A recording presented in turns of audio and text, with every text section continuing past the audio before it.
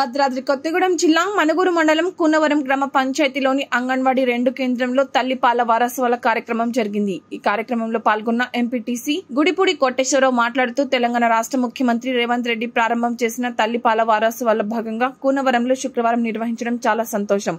తల్లి కడుపులోనున్న శిశువు బలంగా ఉండాలంటే ముఖ్యంగా 7, 8, 9వ నెలలో తల్లి మంచి ఆహారమైన కూరగాయలు, ఆకుకూరలు, పాలు, పండ్లు తీసుకుంటే నవజాత శిశువులు ఆరోగ్యంగా జన్మిస్తారని, పుట్టిన వెంటనే తల్లి శిశువుకు ముర్రు పాలు తాగించాలని, అట్లా 6 నెలల వరకు రోజుకి 12 సార్లు తాగించడం వలన శిశువు బలంగా ఉండడమే కాకుండా రోగనిరోధక శక్తి ఎక్కువగా ఉండి శ్రేష్టంగా నవజాత శిశువులు ఉంటారని ఎంపీటీసీ గుడిపూడి కోటేశ్వరరావు అన్నారు। ఈ కార్యక్రమంలో ఎంపీటీసీలు గుడిపూడి కోటేశ్వరరావు, తాటి సరిత, అంగన్వాడీ టీచర్ వీరాకుమారి, ఆయా పాయం, శశిరేఖ, ఏఎన్ఎంహెచ్ లక్ష్మి, ఆశా వర్కర్ ఏనిక, నర్సులమ్మ మరియు తల్లులు, పిల్లలు పాల్గొన్నారు। పుట్టిన పిల్లలకి ఫస్ట్ రోజు ముర్రుపాలు కంపల్సరీ ఇవ్వాలి।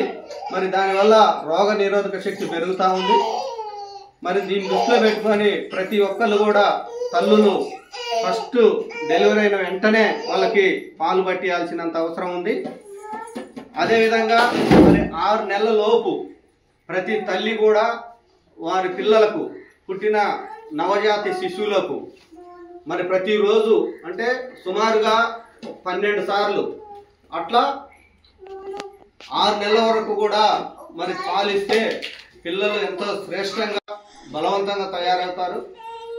మరి దృష్టిలో పెట్టుకొని మన అంగన్వాడీ సెంటర్లో మరి ప్రతి తల్లికి మన అంగన్వాడీ టీచర్లు కానీ, ఆశా వర్కర్లు కానీ, ఏఎన్ఎంలు కానీ వీళ్ళు క్లియర్గా చెప్పాల్సిన బాధ్యత ఉంది।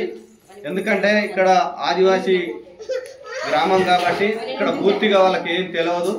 అందుకని మరి మీరు అంగన్వాడీ టీచర్లు కానీ, మన ఆశా వర్కర్లు, ఏఎన్ఎంలు మరి ఏ విధంగా వాళ్ళు ఆహారం తీసుకోవాలి, మరి పుట్టిన పిల్లలకి ఏ విధంగా మెయింటైన్ చేయాలనేది మీరు స్పష్టంగా వాళ్ళకి చెప్పాల్సిన అవసరం ఉంది।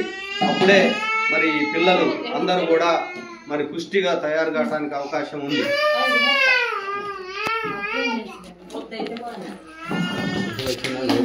మళ్ళీ చెప్పండి।